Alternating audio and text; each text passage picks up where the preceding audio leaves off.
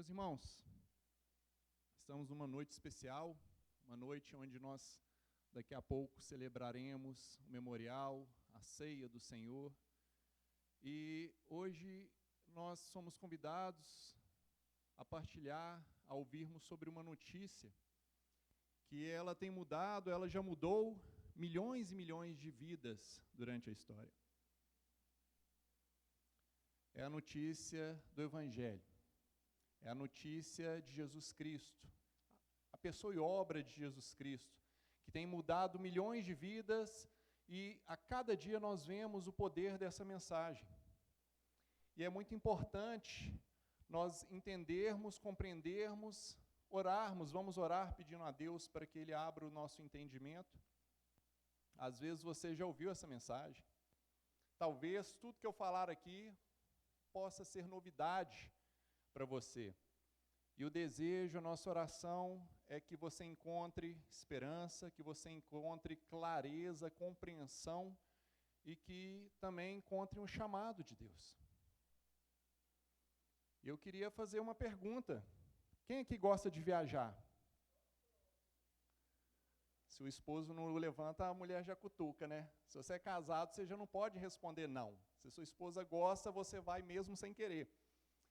E as mulheres normalmente gostam mais, eu estou falando lá em casa. Lá em casa, minha esposa gosta muito mais de viajar. Eu acho que eu já puxei mais, deixa eu ver se ele está aqui. Puxei mais meu pai, mais caseiro. Aí, ó, meu pai é mais caseiro. Aí eu falo com a Glaucia, olha, eu viajo, se você tiver afim, fala que nós vamos. Meus irmãos, você, hoje em dia, temos facilidades para viajar. Você tem um GPS. Eu lembro, há mais tempo atrás, quando eu e meu pai saímos para trabalhar, a gente não sabia o local, o que você tinha que fazer? Cada esquina, você sabe onde que é tal avenida? Você chega em tal lugar, e lá você pergunta, você chegava em tal lugar, você sabe qual que é tal lugar? Olha, você vai assim, assim, assado. E se você errasse, aí o retorno já era distante. Você não podia comer mosca na hora de fazer uma viagem, ainda mais as viagens. Meu pai, uma vez, indo para a casa da minha avó, né, pai? Em Piranga, só foi quase no Rio de Janeiro, não foi isso? Ele errou, tinha que entrar à direita, ele foi descobrir só depois de uma hora que ele não tinha entrado à direita. Está quase chegando no Rio, aí tem que voltar. Não tinha GPS. Hoje em dia, você erra o caminho, o GPS já dá um barulho, já recalcula, já fala qual que é a melhor entrada, o que você tem, quanto tempo a mais você vai gastar. Ficou muito mais fácil nos nossos dias. Tem pessoas que gostam mais de praia, tem pessoas que gostam mais de locais frios, mas uma coisa é certa, você já ficou perdido alguma vez na sua vida, principalmente os mais experientes, a melhor idade, com certeza já ficou perdido na sua vida. Meus irmãos, como é ruim ficar perdido. E olha que a gente está falando de algo simples, uma viagem que o pior que pode acontecer é você perder algumas horas, ter que fazer um retorno, ter que andar um pouco mais, gastar mais combustível. Mas tem um meio, tem uma forma de ficar perdido que ela é muito ruim. É em questão da nossa vida espiritual. Muitas pessoas têm esse sentimento. Pense comigo, um viajante, ele está viajando à noite, no meio de uma floresta, sem GPS, o celular pifou, acabou a bateria, ele está numa mata densa, não tem como olhar para as estrelas para se guiar, a bússola está estragada, aqueles que estavam com ele se perdeu. Que desesperador deve ser. Eu tenho certeza que muitos aqui já se sentiram dessa forma, desesperados, se sentindo perdidos no momento da vida. Talvez literal, ou talvez através de uma decisão que você deveria tomar, de uma escolha. Quantas pessoas ficam perdidas diante da culpa, diante do fracasso? E hoje nós vamos, com a graça de Deus, através da exposição bíblica, vermos a resposta divina para aqueles que são perdidos. Muitas pessoas chegam no momento da vida que elas falam assim, olha, será que existe esperança para mim? Será que existe esperança para os perdidos, que é o tema da nossa mensagem de hoje? Existe esperança para os perdidos? Obrigado. E através da palavra, nós conseguimos ver a resposta de Deus. Eu convido os irmãos para abrirmos, vamos ler juntos, a carta de Paulo aos Efésios. no capítulo 2, onde que Paulo ele vai nos responder como que Deus ele age, como que Deus agiu, o que Deus fez diante de uma humanidade totalmente perdida. Efésios 2, Ara.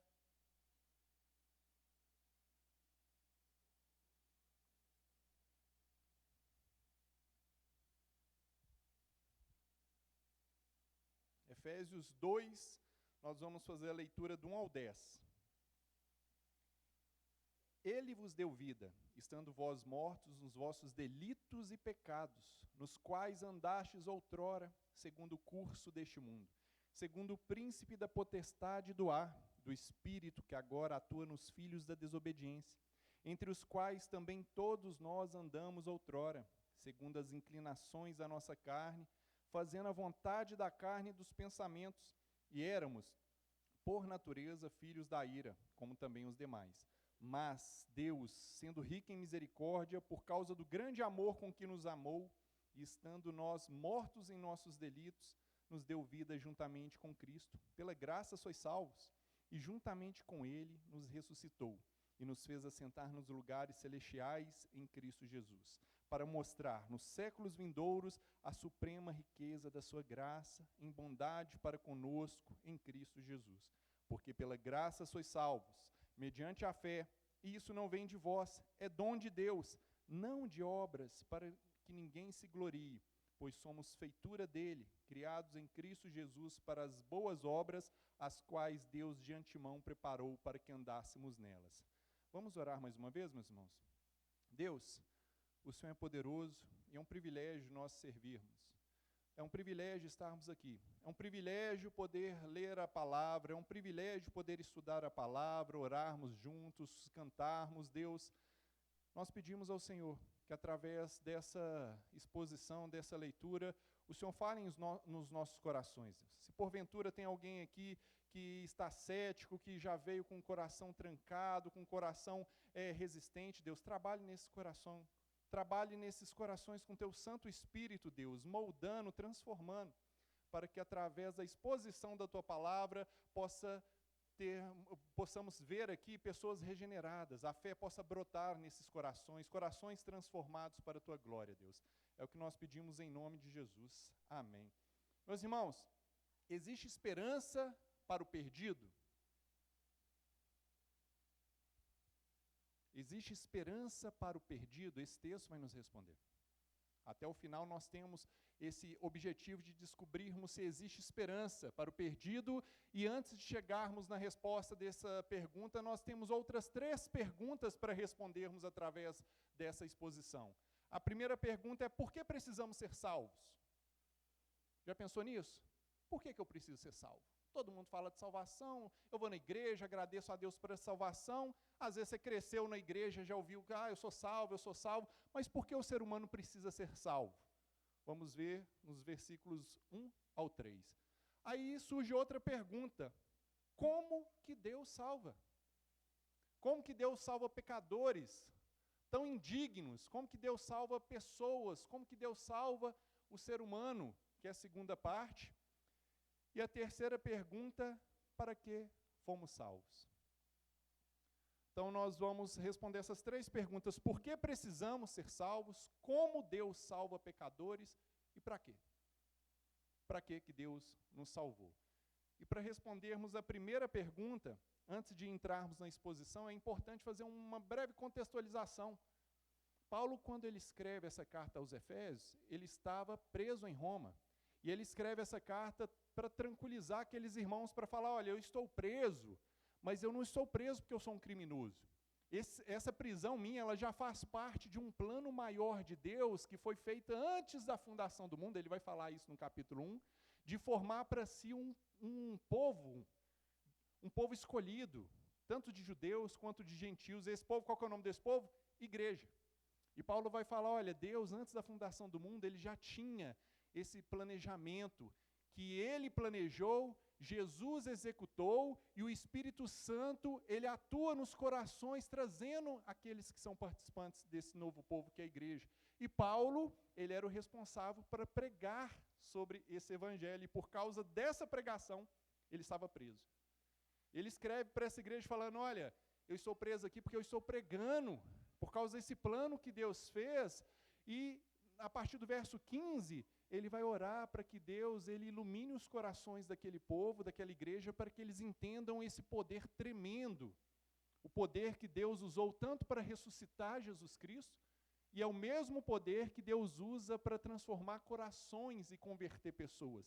Ele vai orar, olha, Deus, ilumine os corações dessas pessoas para que eles entendam quão grande é esse poder. E depois, no capítulo 2, Paulo vai fazer uma exposição desse poder tremendo. Ele vai explicar como que Deus salva as pessoas, por que Deus tem que salvar as pessoas e para que Deus salvou essas pessoas. Então, meus irmãos, é importante a gente entender esse contexto, que Paulo aqui ele vai dar uma boa notícia, amém? Ele vai falar que Deus salva, mas antes dessa boa notícia, ele vai dar a má notícia. E nós precisamos entender a má notícia antes de receber a boa notícia, senão você não valoriza a boa notícia. Se eu chegar para uma pessoa e falar assim, olha, você precisa ser salvo, e a pessoa não tem o entendimento que ela está perdida, ela vai falar, eu não preciso ser salvo, só precisa ser salvo quem está perdido. Só precisa de Salvador aquele que entende que ele está indo para o inferno. Então, Paulo ele vai deixar de uma forma muito clara qual que é a situação do homem sem Deus, para depois ele poder falar como que Deus salva. Ele começa no versículo 1 ao versículo 3, e ele vai dizer, pelo menos 5 situações aqui em que um homem se encontra sem Deus. Ele começa, meus irmãos, fazendo um diagnóstico devastador. Ele chega e diz, ele vos deu vida, estando vós mortos em seus delitos e pecados. Vós estavam, como que nós estávamos? Mortos em nossos delitos e pecados. Você já foi em velório? Provavelmente todos aqui já foram em velório. Morto ouve, morto vê, morto fala, morto escolhe algo, ele tem alguma reação? Não. De igual forma, o morto espiritual, ele não tem reação às coisas espirituais. A pessoa que não tem Deus, o incrédulo, ele não está doente, ele não está num tratamento intensivo, ele está morto. O incrédulo, ele não precisa de remédio, ele precisa de ser ressuscitado. Fabrício, então quer dizer que a pessoa que é incrédula, a pessoa que não foi salva por Deus, ela não pode fazer nada de bom? Não, ela pode. Ela pode ter uma moral aceita, ela pode ser um bom pai, segundo os padrões, ela pode ser uma boa esposa, pode ser um bom patrão, um bom funcionário, pode ser um bom aluno, ele pode fazer tudo de bom. Mas o que Paulo quer dizer então com essa morte, Fabrício? A morte espiritual. Paulo está falando aqui, ele está sendo bem claro, vocês estavam mortos. E o que significa essa morte espiritual? Meu irmão, se Deus não lhe der vida, você não está nem aí para Ele. Se Deus ele não tomar iniciativa, nós caminhamos a passos largos para o inferno e vamos felizes rindo para o inferno. O ser humano sem Deus, ele gosta do pecado. Ele gosta, a consciência dele não o condena. Fabrício, e por que nós estávamos mortos? Por que a pessoa que não tem Deus está morta? O próprio Paulo fala, por causa dos seus delitos e pecados. O que são delitos e pecados? É você desviar do alvo. O pastor Russell Shedd, ele fala que pecado é errar o alvo. É a mesma coisa de 2 caçadores saíram para caçar um coelho, os 2 atiraram e cada um acertou a si mesmo. Um acertou o outro e morreu. Eles erraram o alvo, que era o coelho. E o pecado é isso, você erra o alvo. Deus ele tem o seu padrão de moral, ele tem o seu padrão de conduta, e o ser humano ele vai totalmente contra. O morto espiritual, meus irmãos, ele está em inimizade com Deus, em rebelião ativa com Deus. Fabrício, mas eu não sou dessa forma assim. Romanos 3, 23 fala, pois todos pecaram e carecem da glória de Deus. E Romanos 6, 23, o salário do pecado é a morte. Se todos pecaram, todos estão mortos espirituais. São mortos espirituais. Isso fica muito claro. E como se não bastasse isso, o apóstolo também ele continua dizendo, nos quais andastes outrora, segundo o curso desse mundo. O que é mundo aqui? Não é o universo, as coisas criadas, mas a cultura anticristã. São os ensinos anticristãos, os costumes, o conjunto de valores. As pessoas, antes de Deus vir e salvar, elas são escravas do mundo. Elas andam e elas gostam, a humanidade, ela está escravizada pela cultura, os padrões desse mundo, não existe liberdade. O ser humano, cada vez que ele grita que ele é mais livre, pode ver que ele está mais escravizado nos seus próprios pecados. Nós vivemos numa sociedade que as pessoas podem fazer o que querem. Nós vivemos numa sociedade que o casamento já tem sido banalizado, tem liberdade, monogamia está virando coisa do passado, agora tem liberdade para casamentos abertos, tem liberdade para as pessoas decidirem o que querem, está tendo até muita liberdade aí para até crianças decidirem o que querem. E o que nós temos visto na sociedade? Cada vez uma sociedade mais doente, cada vez um ser humano mais depressivo, cada vez pessoas que são dependentes de remédio para tentar ser feliz. E tem essa liberdade toda. Por quê? Essa liberdade, ela os torna cada vez mais escravas do mundo. Cada vez o ser humano está mais escravo dessa cultura anticristã. E Paulo continua, não falando só que somos escravos do mundo, mas ele continua na parte B do 2, segundo o príncipe da potestade do ar, do espírito que agora atua nos filhos da desobediência. Quem é o príncipe da potestade do ar? O diabo. Por que ele é o príncipe? Porque ele tem autoridade sobre aqueles que não têm Deus. Por que potestade do ar? São todos aqueles demônios. Lembra que Paulo vai falar lá em Efésios 6? Ele vai falar, olha, nossa luta não é contra carne nem sangue, mas contra principados e potestades. Uma luta espiritual. E a pessoa que ela está morta espiritual, ela é escrava do mundo e ela também é escrava do diabo. Paulo vai falar do espírito que agora atua nos filhos da desobediência. Como que o diabo atua? Como que ele age eficazmente nos filhos da desobediência? De vários modos. E um dos principais modos que o diabo age na vida daqueles que não têm Cristo é o quê? Impedindo que eles conheçam a Cristo. Tem uma parábola da semeadura em Mateus 13:4, que vai dizer sobre aquela semente que caiu à beira do caminho e vindo as aves a comeram. Jesus vai explicar ela no versículo 19, dizendo que todas aquelas pessoas que ouvem a palavra e não a compreendem, vem o maligno e arrebata aquilo que foi semeado no coração. Então o diabo, meus irmãos, qual que é o trunfo dele? É manter as pessoas mortas em seus delitos e pecados. É manter as pessoas escravizadas pelo mundo. É manter as pessoas à margem de Deus. E nós temos visto, infelizmente, quantos têm sucumbido a essa estratégia de Satanás. Ele atua nos filhos da desobediência. O que quer dizer isso? Nem todo mundo é filho de Deus. A gente tem mania de falar, não, todo mundo é filho de Deus. Mentira. Só aqueles que têm Cristo Jesus, que Ele lhes deu poder para serem filhos. Aqueles que não têm Cristo como Salvador são filhos da desobediência. São pessoas que são escravas do diabo, meus irmãos. E Satanás tem autoridade para atuar sobre esses filhos da desobediência. Então nós vimos aqui como que é o estado do homem sem Deus. Mortos em seus delitos e pecados, escravo do mundo, escravo do diabo. E ele continua dizendo no versículo 3, entre os quais também todos nós andamos outrora. É interessante que Paulo ele inclui até ele mesmo, todos nós, ou seja, todos sem Deus, todos até Deus vir e tomar iniciativa, andava fazendo a vontade da carne e dos pensamentos. O que é fazer a vontade da carne e dos pensamentos? A carne na Bíblia sempre tem um entendimento da nossa natureza pecaminosa, não é carne física.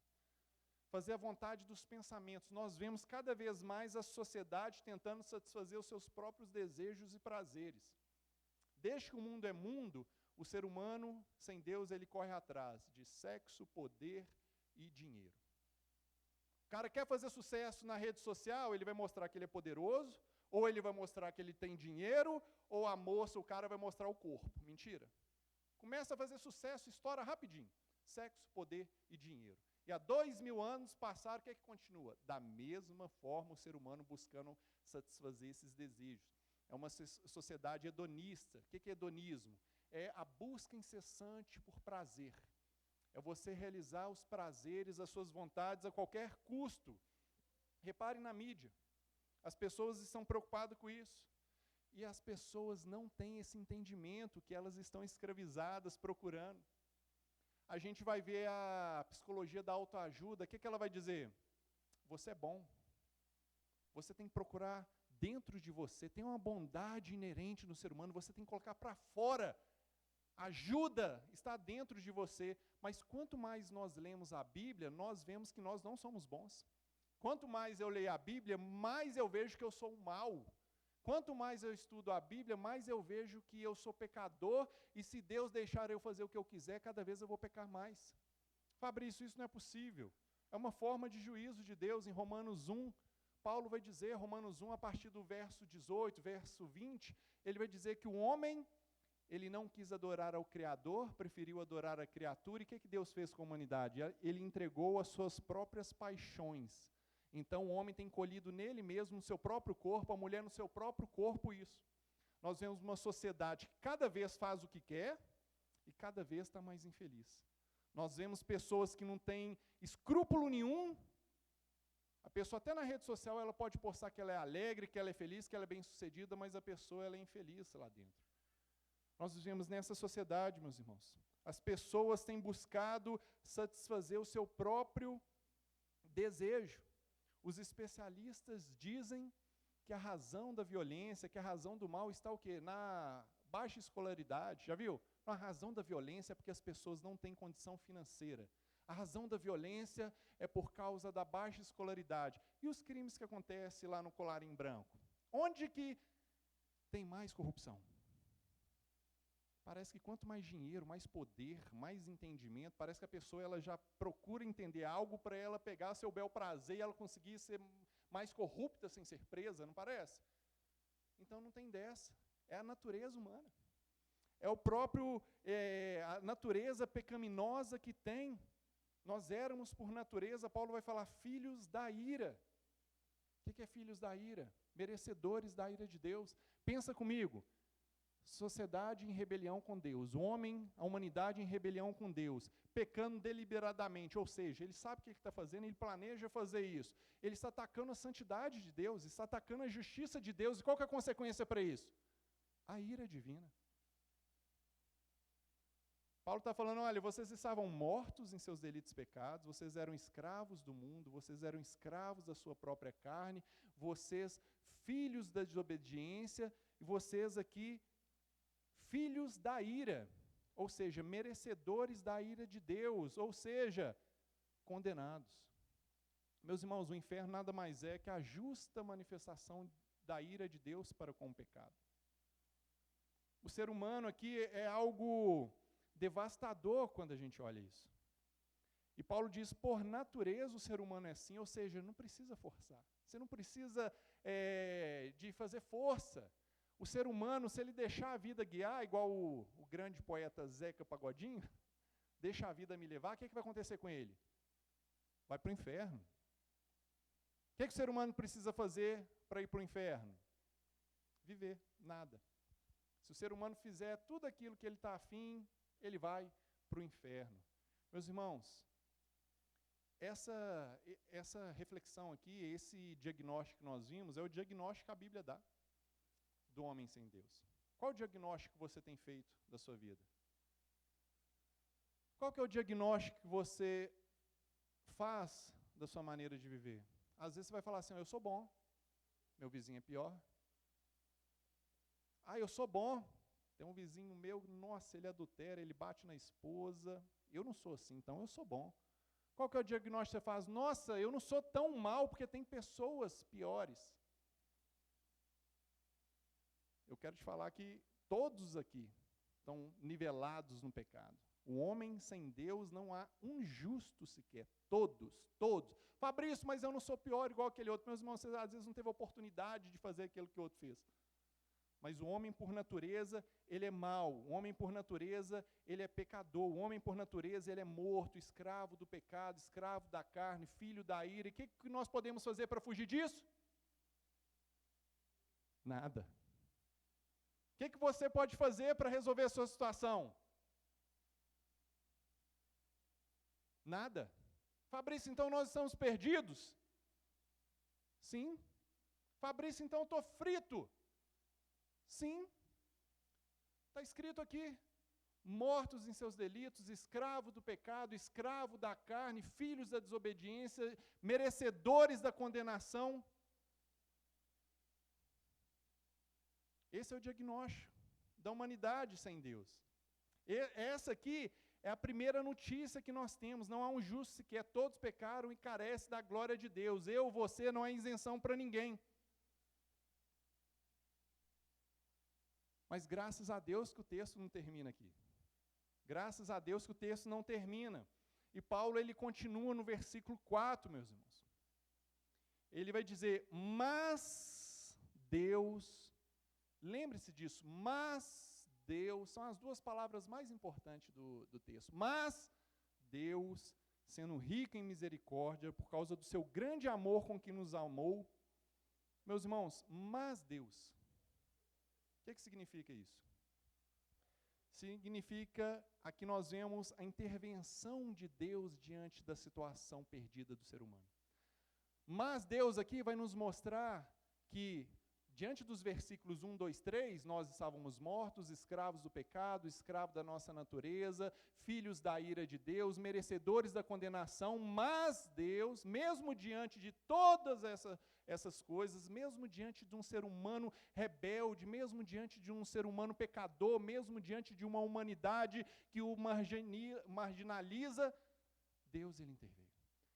Deus, ele interveio, mas Deus significa que Deus não ficou indiferente a essa situação de escravidão do mundo. Mas Deus significa que Deus não ficou indiferente diante da sua morte, da minha morte espiritual. Mas Deus significa que Deus fez algo. Mas Deus significa que foi Deus que fez, não você. Não foi você que tomou a decisão, não foi você que teve um despertar do nada. Foi Deus. Deus que tomou essa decisão, meus irmãos, mas Deus significa que Deus fez algo que ele não tinha obrigação de fazer. Deus não tinha obrigação nenhuma de fazer isso, ele continuaria sendo Deus e continuaria sendo justo, sabia? Não, Fabrício, Deus ele seria injusto se ele não intervisse. Mentira, ele continuaria sendo justo, porque injustiça é você deixar de dar algo a quem merece algo, mas nem você nem eu merecemos ser salvos. Nem você, ninguém aqui pode bater no peito e falar que merece ser salvo. Meus irmãos, mas Deus poderia não existir aqui nesse texto. Que terrível coisa seria. Deus continuaria sendo justo, sabe por quê? Toda a causa da rebelião do homem, toda a causa da sua devassidão, toda a causa dessa vida imoral do homem, foi Ele mesmo que fez. Nós não podemos pegar a soberania de Deus e tirar a responsabilidade humana. O homem está desse jeito porque ele escolheu pecar. Nós deliberadamente escolhemos a rebelião contra Deus. Se Deus não vier e não nos resgatar, meus irmãos, nós continuamos nessa rebelião. E por que Deus fez isso, Fabrício? Por que Deus interveio? Por que Deus ele não ficou indiferente? O próprio apóstolo Paulo ele vai dizer, ele diz, mas Deus, sendo rico em misericórdia, por causa do grande amor com que nos amou. Meus irmãos, por que Deus interveio? Porque Ele é rico em misericórdia. Por que Deus interveio? Porque Ele nos amou de tal maneira. Por que Deus ele interveio na sua vida, na minha vida? Porque Ele não nos deu aquilo que nós merecemos, que era o inferno. Isso é ser misericordioso, Ele deixar de nos castigar, Ele deixar de nos punir, mesmo nós sendo merecedores. Deus, através da sua misericórdia, Ele não nos puniu. Deus, através do seu grande amor, e é importante a gente notar aqui, frisar, o amor de Deus não foi porque Ele viu algo bom em você. Não foi porque Ele viu que lá na frente você seria uma pessoa boa. O amor de Deus, a causa do amor de Deus está nele mesmo. Deus, Ele nos amou, não foi por causa das nossas qualidades, mas foi apesar de todos os nossos defeitos. Meus irmãos, não tem nada de bom no ser humano para Deus falar, olha, eu vou amar o Fabrício, eu vou amar fulano porque ele é bom, porque ele é jeitoso, não porque ele tem fé. Não, Deus nos amou e a causa do seu amor está nele próprio. Glórias a Ele por isso. Glórias a Deus por isso. Mas Deus, Ele interveio porque Ele é misericordioso. Então, quando você for orar, não ore a Deus pedindo, Deus, seja justo comigo. Tem gente que fala assim, Deus, que injustiça que eu estou passando, seja justo comigo. Não faça isso. Não faça isso, não peça justiça. Justiça é dar aquilo que você merece. Eu mereço o inferno. Se eu falar, Deus, me dá aquilo que eu mereço, na hora tinha que ir para o inferno. E tem pessoas que oram assim, Deus, não deixe isso acontecer, seja justo comigo. Meus irmãos, o ser humano ele só pode pedir a Deus misericórdia. Você tem que orar, Deus, seja misericordioso comigo. Deus, eu preciso da sua misericórdia, eu sou pecador, eu sou merecedor do inferno, eu sou mal por natureza, a minha carne, a minha vontade é fazer tudo aquilo que o Senhor desaprova. Deus, usa da sua misericórdia comigo, é assim que nós devemos orar. Tinha uma música no passado que fazia até sucesso. Era aquela, restitui, eu quero de volta o que é meu. Não canta essa música. Não pede Deus para dar para você o que é seu, porque o que é meu, sem Deus, é só o inferno. Eu não quero isso, eu não quero de volta o que é meu, eu quero a misericórdia de Deus sobre a minha vida. Então, meus irmãos, nós precisamos entender que Deus, Ele interveio, Ele tomou a iniciativa, por quê? Porque Ele é rico em misericórdia e porque Ele nos amou primeiro. Fabrício, mas eu também amo a Deus, mas Ele te amou primeiro. Fabrício, mas Deus me ama porque eu sou melhor que meu vizinho, não. Paulo vai falar que Deus prova o seu amor para conosco, tendo enviado Jesus para morrer por nós quando ainda éramos pecadores. Não tinha nada de bom, meus irmãos. Não tem nada de bom para que Deus ele pudesse olhar para mim, para você e falar assim, eu vou amar o Fabrício porque ele é bonzinho, não. E glórias a ele por isso. E Paulo agora ele vai narrar como que Deus salvou. A primeira pergunta nós já respondemos. Por que o homem precisa ser salvo? Porque ele é bom? Porque o homem ele está caminhando sem Deus, ele está caminhando nos caminhos certos? Não, o homem precisa ser salvo porque sem Deus ele está indo a passos largos para o inferno. Porque ele anda em rebelião ativa, consciente contra Deus. E se Deus não intervir, o homem vai para o inferno tranquilamente, sem saber, sem preocupar.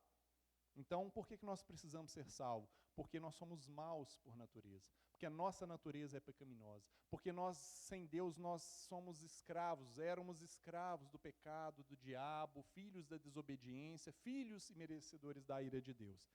E como Deus nos salvou, Fabrício? É a segunda pergunta. Nós vimos primeiro que Ele interveio, a intervenção divina, é a causa da intervenção divina, porque Ele é misericordioso, porque Ele nos amou. E como que foi isso na prática? Paulo continua no versículo 5. E estando nós mortos em nossos delitos, nos deu vida juntamente com Cristo. Pela graça sois salvos. Meus irmãos, Deus, Ele nos deu vida. O que significa dar vida aqui? É a regeneração. É o nascer de novo. É aquele coração transformado, é aquela nova disposição que você tem a partir da conversão. Ah, Fabrício, então eu criei em Deus e Deus vem e me regenerou. Não, nós estávamos mortos, mortos não creem. Deus, Ele vem te dar vida para você poder crer. Morto não sente, mortos não creem, meus irmãos. Aqui, Paulo, ele descarta qualquer possibilidade de autossuficiência na salvação. Não existe um pingo de coisa que você pode falar, mas eu ia crer, mas eu era melhor. Porque dessa forma, você vai ter obra depois. Aqui está falando, olha, nós estávamos mortos, e Deus, Ele nos deu vida, Ele nos regenerou, e a partir da regeneração de Deus, você consegue crer. A partir da regeneração de Deus, você consegue arrepender dos seus pecados. O que diferencia uma pessoa sem Deus aqui, sem o Espírito Santo, sem essa regeneração, é porque ele peca e a consciência dele não o condena, porque ele não sabe que aquilo está sendo algo contrário àquilo que Deus ensina. Agora, quando você foi regenerado, quando você foi vivificado, ressuscitado espiritualmente, você vai pecar? Vai, mas só que sua consciência vai te condenar. O Espírito Santo vai te convencer do pecado, da justiça, do juízo. Você vai pecar, mas só que você vai arrepender. Fabrício, como que eu sei que eu sou salvo? Você peca, arrepende. Você está cada dia tentando fazer a vontade de Deus. Fabrício, eu vou ser perfeito? Não, mas só que você vai caminhar cada vez mais tentando andar em santidade. Ninguém vai ser salvo porque ele é bom, mas só que a pessoa salva, ela vai andar em novidade de vida, ela vai andar tentando praticar as coisas que Deus orienta. Então, meus irmãos, mas Deus ele interveio por causa da misericórdia dele e do amor dele, e estando nós mortos em nossos delitos, ele nos deu vida juntamente com Cristo. Isso aqui é muito importante a gente entender. Jesus ressuscitou, amém? Deus ressuscitou a Cristo, e foi um poder tremendo, maravilhoso. E o mesmo poder que Deus usa para ressuscitar a Cristo é o mesmo poder que Ele usa para transformar corações duros em corações sensíveis à voz dEle. Meus irmãos, por isso que a conversão é algo sobrenatural. Ninguém vai ter o coração transformado porque o pastor prega bem, porque o outro falou bem, porque o outro usou de retórica, porque o outro teve argumentos muito fortes. Só através do Espírito Santo e do poder transformador de Deus que a pessoa pode ser salva. Então, por isso que nós oramos, Deus, salva Beltrano. Deus, salva o marido, salva a esposa, salva o filho, porque se Deus não salvar, você pode ser o melhor pregador, você pode ser a pessoa com maiores argumentos, você pode saber usar a Bíblia toda, que se Deus não salvar, não adianta, meus irmãos. Deus que transforma os corações, Ezequiel fala que é Deus que tem poder para transformar o coração de pedra e colocar um coração de carne, um coração sensível à voz dele. Nos deu vida juntamente com Cristo, e Paulo continua no versículo 6. E juntamente com ele, Cristo, nos ressuscitou. Nós estávamos mortos, e Deus, ele vem e nos ressuscita, e nos torna vivo com Cristo. O que significa isso? Antes de você ser ressuscitado aqui com Cristo, antes de você ser vivificado, ser ressuscitado espiritualmente, você era escravo do pecado. Você falava assim, nossa, eu acho que eu vou mudar de vida, acho que eu vou melhorar. Você não conseguia, você continuava viciado no pecado. E eu estou falando aqui de ser escravo do pecado. Em momento nenhum eu estou falando que aquela pessoa que é convertida, ela deixa de pecar. O pastor Charles Spurgeon, ele usava uma frase que ele falava, olha, as ovelhas também sujam na lama, mas somente os porcos que deitam na lama e gostam da lama. Vocês entenderam? Ovelha vai sujar, ela vai passar e vai sujar, mas ela não vai deitar e vai ficar lá saboreando a lama. Agora o porco sim, é o ambiente dele. Então o que quer dizer isso, meus irmãos? Os crentes, os salvos, eles vão cair no pecado, mas só que eles não vão fazer isso deliberadamente. Eles não vão ser escravos do pecado. Por quê? Porque eles têm o poder do Espírito Santo para vencer o pecado. Porque você tem um poder que vai te convencer que você está errado e você vai poder falar não. E é interessante quando a gente está estudando as cartas de João, ele vai dizer no capítulo 5, na primeira carta de João, ele diz no capítulo 5 que aqueles que amam a Deus obedecem os seus mandamentos. E parece que ele já está antevendo que alguém pode falar, não, mas os mandamentos são difíceis, você já viu tudo, João? E ele fala, mas os seus mandamentos não são penosos. Por que os mandamentos de Deus não são penosos para os filhos de Deus? Porque o mesmo Deus que exige obediência é o mesmo Deus que capacita a obedecer. O mesmo Deus que fala com você, você tem que me obedecer, é o Deus que fala, olha, você tem um Espírito Santo que vai te ajudar a obedecer esses mandamentos. Meus irmãos, isso é tremendo. Isso é maravilhoso.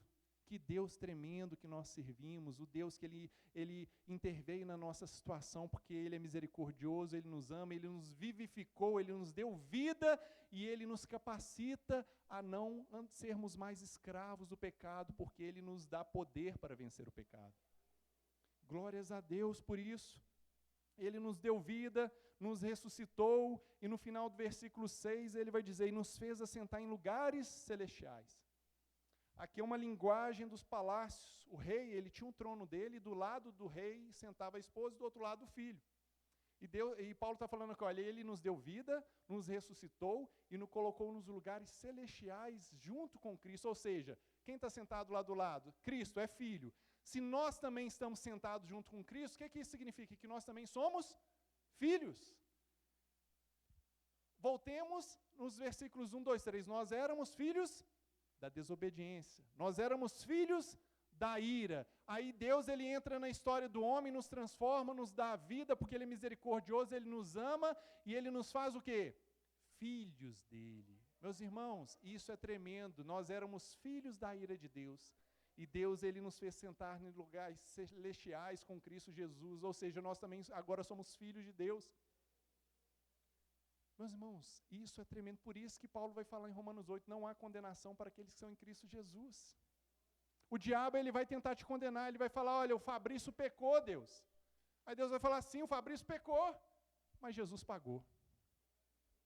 O diabo não pode mais te condenar, não há condenação para aqueles que estão em Cristo Jesus. Por quê? Porque Cristo pagou o escrito de dívida que estava na cruz, de todos aqueles que creem nele. E a gente precisa entender. Isso é um privilégio, um benefício só daqueles que têm Cristo como único e suficiente Salvador, só daqueles que viveram isso aqui, que foram ressuscitados espiritualmente. Que mudança extraordinária, é isso que aconteceu na sua conversão. Esse é o poder de Deus. E aqui nos mostra a urgência que nós temos em evangelizar, a urgência que nós temos em pregar, pelo menos deveríamos ter, porque as pessoas elas estão indo a passos largos para o inferno. E se Deus não intervir, meus irmãos, vão ser condenados. E às vezes a gente fica tão preocupado quando uma pessoa está doente, às vezes a gente fica tão preocupado quando uma pessoa não está estudando, às vezes seu filho não está estudando. Você não, eu estou preocupado com meu filho, porque fulano agora está formando lá para advogado, Beltrano agora está formando para medicina, meu filho não gosta de estudos. Ou, o contrário, às vezes você está tão feliz, meu filho passou em medicina em primeiro lugar. Mas seu filho é crente? Seu filho foi convertido? Porque seu filho pode ser o cara mais bem-sucedido da face da terra. Se ele morrer sem Jesus, ele vai para o inferno. Às vezes você fica preocupado, Beltrano está morrendo lá no hospital, a gente tem que orar por ele, a gente tem que jejuar por ele, a gente tem que correr e visitá-lo antes dele morrer. Mas se o fulano tiver Deus, ele está num lugar muito bom. Ele vai fechar os olhos e vai acordar junto do seu Salvador. Agora o seu filho, que está com saúde, ele tem Deus? Você está preocupado com ele igual você está preocupado com outra pessoa que está internada no leito de morte? E seu marido, tem Deus? E sua esposa, tem Deus? Não, mas, Fabrício, é um amor de pessoa. Nossa, a moral dele é tudo perfeito, ele só não tem Jesus, já viu isso? Fabrício é uma pessoa perfeita, só não tem Jesus, ele só não tem tudo. Ele pode ser a melhor pessoa do mundo, se ele não tiver Jesus, meus irmãos, a mesma preocupação que a gente tem quando nosso pai está no leito de hospital, seu filho está no leito de hospital, éramos para a gente ter com aqueles que não são salvos. Nossa, eu vou lá, porque ele pode morrer hoje. Pode, eu posso morrer hoje, você pode morrer hoje. Nossa, eu vou lá pregar agora, porque ele pode morrer. Quem garante que amanhã ele vai estar vivo? Ele não tem Jesus ainda, se ele for para o inferno. A gente tem que fazer igual o Charles, acho que foi Charles Spurgeon que falava, não sei, se eu estiver errado, depois vocês me corrigem. Ele falava assim, olha, as pessoas podem ir para o inferno, mas elas vão comigo puxando a perna dela. Eu não vou mudar a opinião de ninguém, mas só que eu vou agarrar ele, eu vou puxar ele pelo colarinho, eu vou agarrar no tênis dele, ele vai só comigo fazendo isso. Será que nós estamos com esse senso de urgência para pregar? Ah, não, minha família está salva. Meus irmãos, e os seus vizinhos, seus parentes? Deus, Ele tem poder para salvar. Nós não podemos achar que existe... Lembra da pergunta, existe salvação para os perdidos? Sim, ela está somente em Jesus Cristo. Enquanto tiver fôlego de vida, existe esperança. Então nós precisamos dessa urgência, nós precisamos pregar o Evangelho.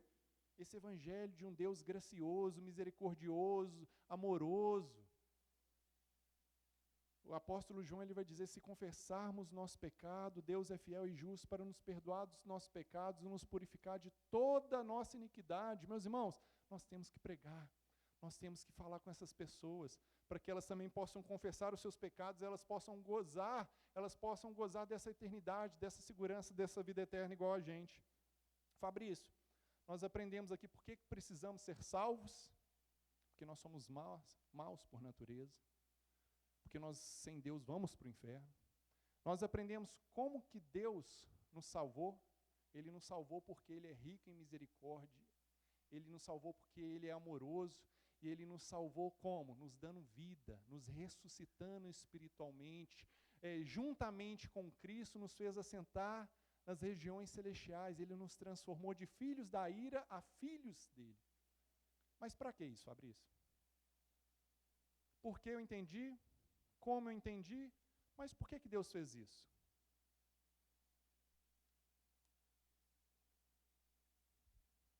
Paulo continua no versículo 7. para mostrar nos séculos vindouros a suprema riqueza da sua graça em bondade para conosco em Cristo Jesus. Meus irmãos, por que Deus fez isso? Para a glória dele. Por que Deus fez isso? Para mostrar por toda a eternidade a bondade dele. Por que ele fez isso? Para que nos séculos vindouros, por toda a eternidade, todas as pessoas, todos os seres, eles possam ver como que ele é gracioso, como que ele é amoroso, como que ele é misericordioso. Fabrício, e naqueles que se perdem? Para mostrar a sua justiça. E naqueles que estão indo para o inferno? Ele vai mostrar a sua justiça, que o inferno nada mais é que a justa manifestação de Deus para com o pecado. Então, meus irmãos, Deus te salvou porque você é bom? Deus te salvou porque você era merecedor? Não.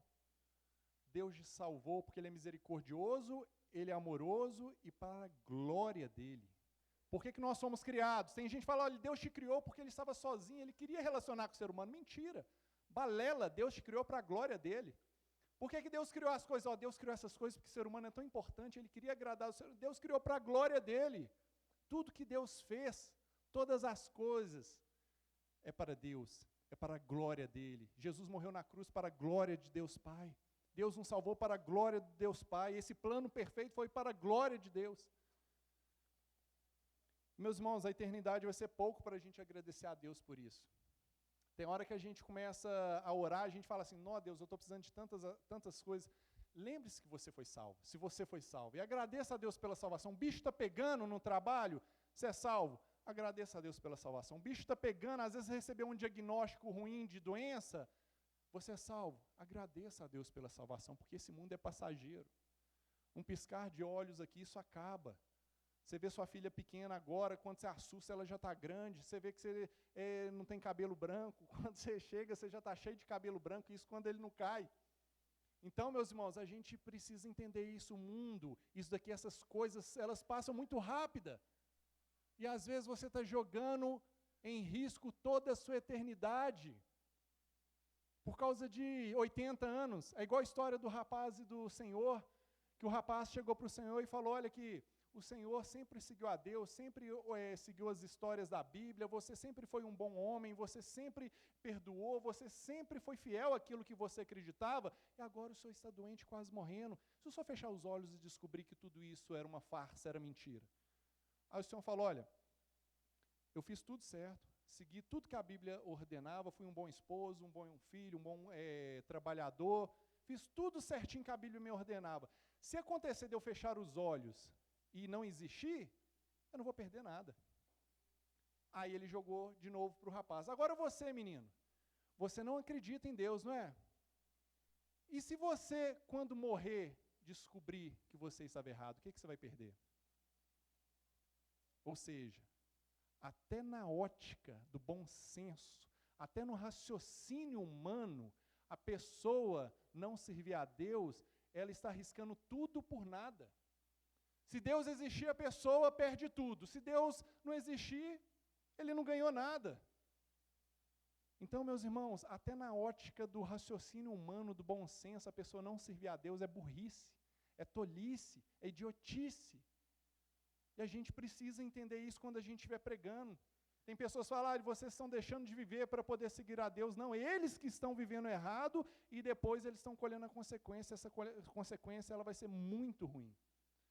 Vai ser muito ruim. Ai daquele, quando ele fechar os olhos e não tiver o Senhor Jesus como único e suficiente Salvador. Vai ser uma dor terrível.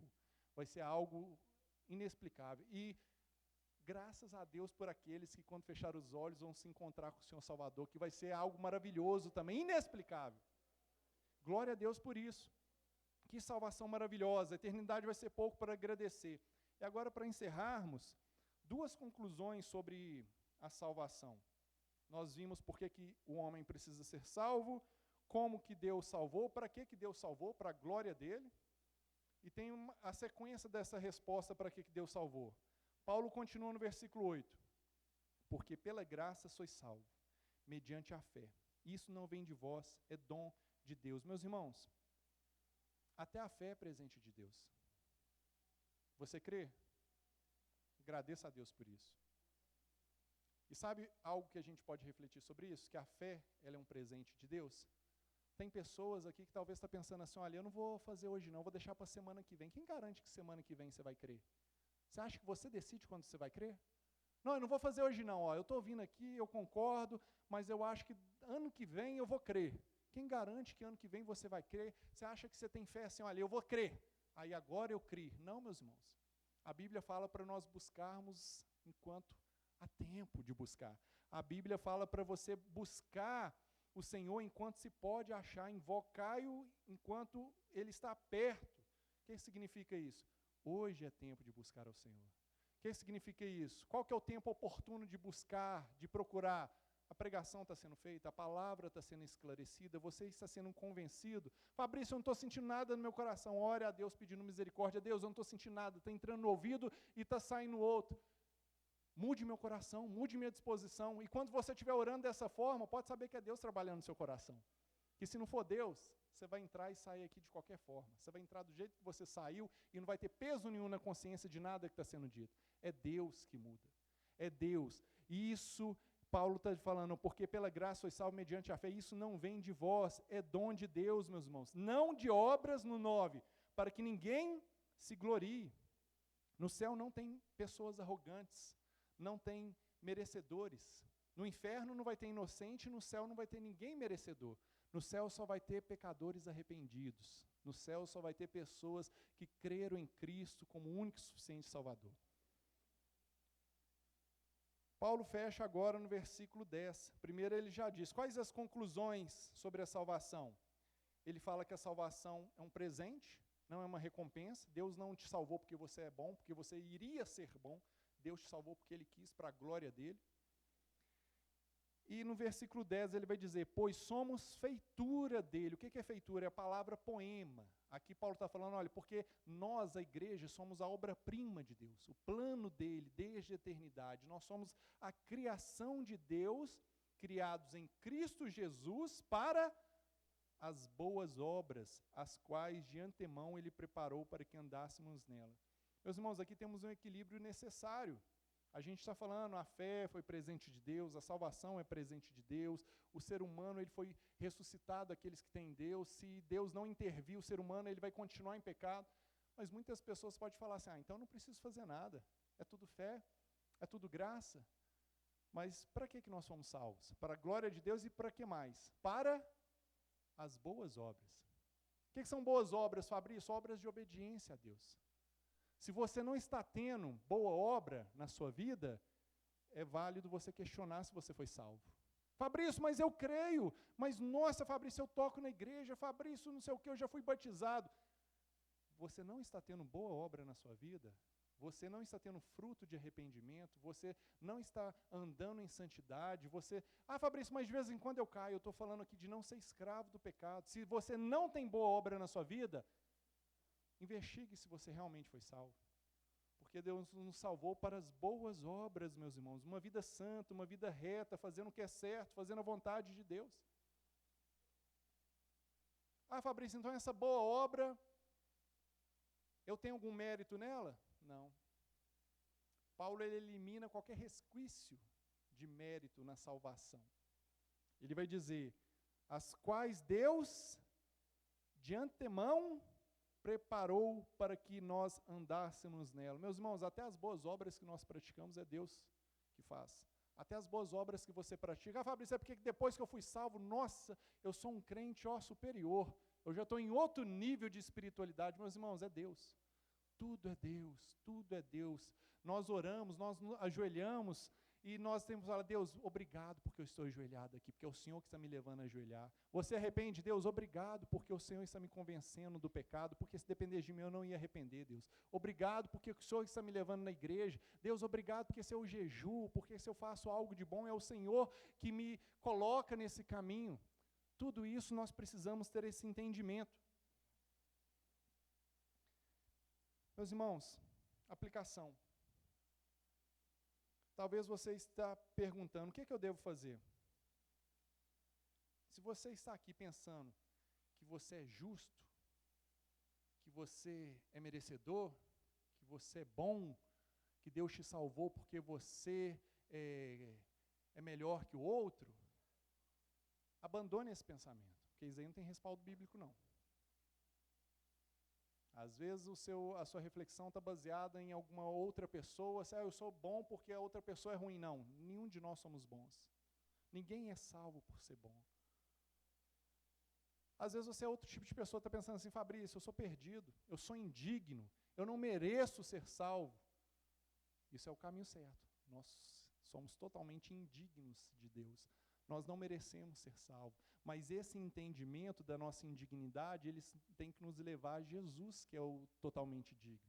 Nós agarramos não na nossa dignidade, mas na dignidade de Cristo na cruz do Calvário. Quando você chega para Deus e fala, Deus, eu me arrependo dos meus pecados. Fabrício, mas eu não senti isso no coração, eu não chorei. Pode ter choro, nada contra isso, mas só que isso não é critério. Qual que é o critério? A Bíblia. Deus, eu me arrependo. Eu fiz errado, Deus. E eu creio, não é porque eu estou sentindo algo, mas eu creio porque está escrito que aquele que confessar os seus pecados será perdoado dos seus pecados. Está escrito isso, Deus, eu creio nessa verdade. Deus, está escrito que aqueles que têm o Espírito Santo, eles vão ser convencidos do pecado, da justiça, do juízo, não são escravos, Deus, eu estou na escravidão do pecado, na sua palavra está escrito que isso é errado, me ajude. Nós vivemos pela fé naquilo que nós entendemos da palavra. Fabrício, mas a minha fé está fraca. Leia mais a Bíblia. A fé vem pelo ouvir a palavra de Deus. Quando alguém fala assim, minha fé está fraca, fala que leia mais a Bíblia para fortalecer a sua fé. Meus irmãos, a nossa oração muda quando a gente tem esse entendimento que tudo é Deus.